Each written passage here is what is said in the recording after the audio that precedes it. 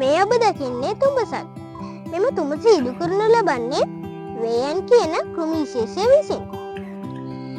දැන් අපි බලමු කොහොමද වේයන් මේ තුඹස ඉදි කරන්නේ කියලා.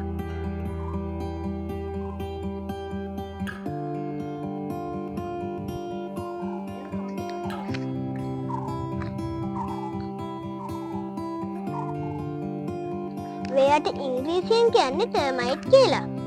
ඒ වගේම වේයා පරිසරයට සහ මිනිසාට ඉතාමත් බලපෑමක් ඇති කරන සත්වෙක්.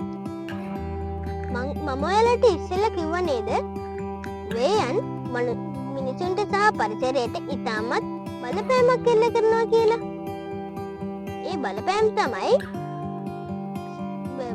මියගිය ශාක කොටස් අපද්‍රව්‍ය නිරාපත් කිරීමට උදව් වීම. ඒ වගේම පස බුරුල් කිරීම වැනි දේවල්. මෙම සතුන්ගේද මීමැස්සන් වගේම ජනපදයේ ස්තර කීපයක් දක්නට ලැබෙනවා. එම ස්තර වන්නේ රජා සහ රැජින, වැඩකාර වේයන් සහ සොල්දාදු වේයන්.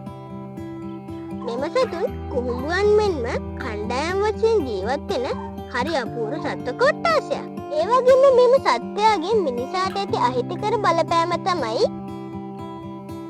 ඉතා වටිනා පොත්පත් කාදමීම, ගෘහ භාණ්ඩවලට හානි කිරීම, ඒ වගේම භෝගවලට හානි කිරීම වැනි දේවල්. ඉතින් මගේ මෙවැනි වටිනා වීඩියෝ වලට තවත් ඕනේ නම් මගේ ගගන චන්දේර YouTube channel එකට subscribe කරලා like කරලා share කරන්න අමතක කරන්න එපා. bye bye.